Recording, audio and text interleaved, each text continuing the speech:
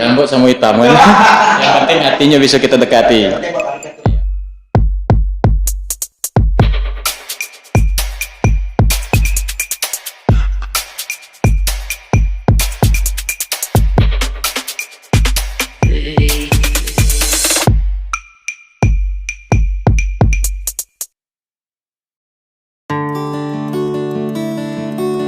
Oke, selamat sore podcast Kota Jambi. Jadi dimanapun Anda berada, sebenarnya pada sore ini hadir nih di tengah-tengah kita ini bersama kita salah seorang tokoh muda Jambi. Kebetulan masih anggota DPR, Pak Farid. Alhamdulillah masih 3 tahun lagi. Insya Allah tidak tahu lagi mantap. Silam. Oke, Pak Farid, kita lihat perkembangan di Jambi ini sekarang kan. Saya lihat ini Pak Farid ini kadang-kadang turun ke masyarakat. Ya, alhamdulillah lah. Tapi ke masyarakat nih adanya Farid sebagai. Sementara ini di komisi berapa? Sementara ini masih di komisi 4. Nah, coba nanti insya Allah tahun depan mungkin ada pergeseran beberapa komisi, tergantung dari partai dan fraksi lah menentukannya. Komisi 4 ini memiliki berapa? Kalau kami komisi 4 nih 4 sehat 5 sempurna lengkap. Ya, Ngurusi terkait dengan kesejahteraan rakyat masyarakat Kota Jambi. Amin. Berarti ada susu, ada juga ya. Intinya di situ ada dinas kesehatan, dinas pendidikan, kemudian dinas sosial yang sekarang ini lagi hot isu bansos. Oh, bansos, iya. Nah, ini begini ya Pak Farid, sebagai karyawan, Ya. kita kadang-kadang juga melihat di hari-hari ini perkembangan Kota Jambi ini itu seperti pembangunan baik yang sudah siap maupun itu. Progresnya ke depannya bagaimana kira-kira pada seperti karyawan menyentuh untuk masyarakat ke bagian bawah ini kira-kira tercapai nggak tujuannya ini? Yang pasti kami selaku wakil rakyat sekarang berjalan baru setahun 3 bulan. Bahwa kami mencoba melakukan inovasi bagaimana fungsi dewan ini terrealisasi dan bisa menyentuh masyarakat. Ya. Seperti kita ketahui bahwa pertama fungsi pengawasan. Bahwa mitra-mitra kerja kami khususnya di Komisi 4 itu adalah dinas kesehatan. Bagaimana kami bisa melihat progres daripada penanganan COVID dan langkah-langkah konkret yang diambil oleh dinas kesehatan. Contohnya kemarin vaksin. Kita sudah melihat sejauh mana apakah naskes tenaga kerja kesehatan ini sudah divaksin semua, tapi kan belum. Belum. Itu kalau bicara kita dari dinas kesehatan.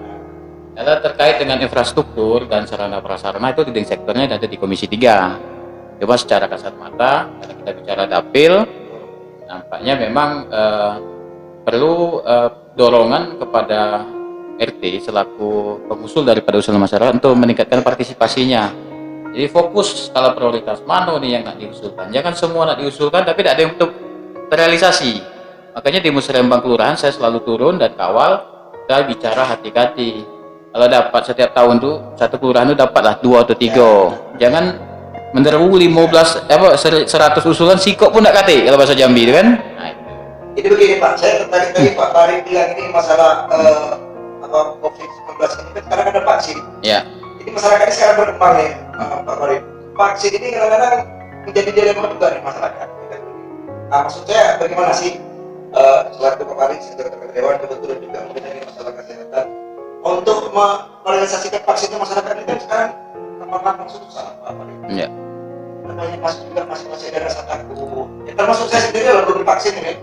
Yang pasti begini, pemerintah pusat itu melalui Presiden Bapak Jokowi yang kita banggakan sudah memberikan contoh awal bahwa seorang presiden pun harus divaksin juga. Jadi tidak pandang bulu maupun siapa itu, termasuk juga targetnya kan di tahun 2024 ini Indonesia harus vaksin semua. Maaf, 2022 sudah harus selesai. Nah, saya juga karena menunggu kuota, saya menunggu nih, kalau bisa kami duluan. Kenapa saya bilang kami duluan? Kami kan bertugas menjadi garda terdepan juga untuk pelayanan masyarakat. Kalau kami sudah divaksin, pastinya tingkat kepercayaan diri itu tinggi. Kita menyapa rakyat juga ini kan, pede kan. Tapi kalau kita belum divaksin sekarang, ya pasti kita pertama dengan meningkatkan prokes, kemudian 3M, yang pastinya diimbangi dengan asupan vitamin, makanan yang bergizi juga. Nah itu. Tapi kalau kita sudah divaksin, biasanya kita itu mungkin 1 kali 24 melayani masyarakat itu kurang, kalau bisa ditambah lagi 36 jam. Karena sudah divaksin. Ya kadang-kadang begini lah Pak Farid. Kembali ke masalah vaksin ini, kita lihat oleh Pak Presiden kan. Iya. Cuma kan kadang-kadang masyarakatnya ada juga lah backgroundnya nih Pak Farid. Karena mungkin kita bilang itu ke Pak Presiden. Iya. Nah ini kadang-kadang juga dari Dewan juga kita juga sangat berharap lah. Sudah mulai gambar-gambar lah Mario yang sedang beredar. Jujur aja Pak Farid kira bagaimana ini ke depannya? Yang pastinya podcast Kota Jambi dan anak-anak milenial Kota Jambi, bahwa kita harus kembali ke dasar niat dan nawaitu kita dulu. Ya benar. Kalau saya pribadi, kenapa saya turun-turun? Karena saya sudah berkomitmen di saat saya sudah dilantik bahwa saya tetap harus bagaimana amanah ini terjaga dengan baik. Itu satu. Yang kedua, menjadi seorang legislator parlemen Kota Jambi itu memang cita-cita saya. 10 tahun saya menunggu amanah ini dan Allah memberikan kesempatannya baru sekarang. Jadi sangat naif lah kalau saya istilahnya tidak memanfaatkan momen dan kekuasaan dan wewenang yang saya sudah punya ini tidak digunakan untuk kemaslahatan umat. Sebenarnya simpel saja, kembali ke niat. Jadi kalau orang menilai saya pencitraan dan ada tujuan-tujuan yang lain, saya rasa tidak sampai ke sana lah kalau niat saya. Intinya sekarang saya itu mencoba bagaimana sosok Mas Farid ini bisa membawa citra yang baik, kinerja seorang dewa itu seperti apa, fungsi dewan sebenarnya seperti itu. Kita berbuat dulu. Memang tidak semua kalangan yang bisa melihat dan agak seperti wah ini jangan-jangan cuma ada maunya. Sebenarnya tidak, karena titik nol daripada mulai kita bekerja itu adalah interaksi dengan masyarakat. Minimal untuk dapil kita ya Pak. Dapil kita, jadi kita bisa lihat nih, saya misal turun ketemu dengan RT, tokoh masyarakat, kemudian juga lurah camat, kita berdiskusi. Nah, misalnya ada keluhan ini, Pak ini gini, nah itu jadi catatan saya tuh. Oh minggu depan saya tuh punya progres kerja. Maka di waktu saya dilantik itu saya langsung bikin program 100 hari KFA. KFA itu singkatan motivasi saya sebenarnya, kerja fokus amanah, supaya selalu kita ingat kan.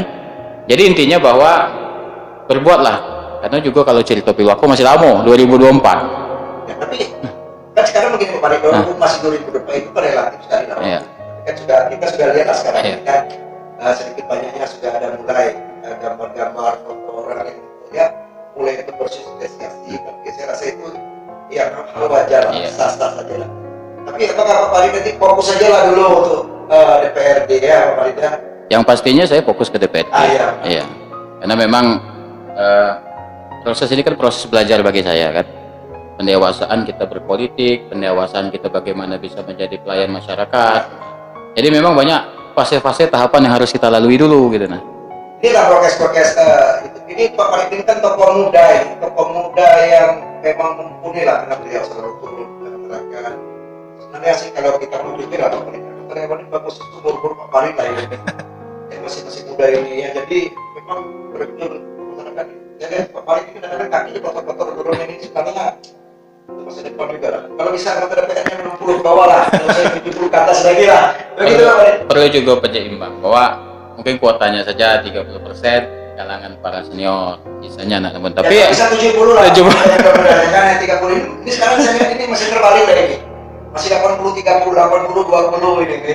Tapi kalau anggota DPR yang muda-muda juga tidak ada bimbingan, keblinger juga. Mau dibawa kemana Kota Jambi ke depan kan itu? Karena fungsinya juga kan tidak di pengawasan saja, ada budgeting, kemudian legislasi terkait dengan peraturan daerah. Jadi memang perlu sinergi antara muda dan tua. Alhamdulillah saya setiap minggu kalau kita tidak ada kegiatan rapat maupun dinas itu saya selalu sempatkan waktu untuk berinteraksi dengan kawan-kawan baik RT, camat dan lurah. Malah saya di tahun 2021 ini punya inovasi baru yang namanya 2021 KFA bekerja. Ya, dalam arti kata kita mengevaluasi apa sih yang saya sudah lakukan di tahun 2019 sampai 2020, pasti masih banyak kekurangan. Makanya saya berinisiasi sendiri setiap dalam waktu turun 1 bulan kita bagi 3 dapil nih, Lalai Pura, Danau Sipin dan Danau Teluk. Saya berapa itu Pak Farid? dapil 3. Ya. Jadi saya berupaya kita melaksanakan coffee morning camat dan lurah. Kira-kira itu kalau 3 dapil 3 kelurahan itu 3 kecamatan itu berapa RT lah Pak Farid? Kalau RT-nya 100-an lebih kan. Tentu dengan ketua RT berbeda karakter ya. Ya, Bisa sudah Bapak kira memahami.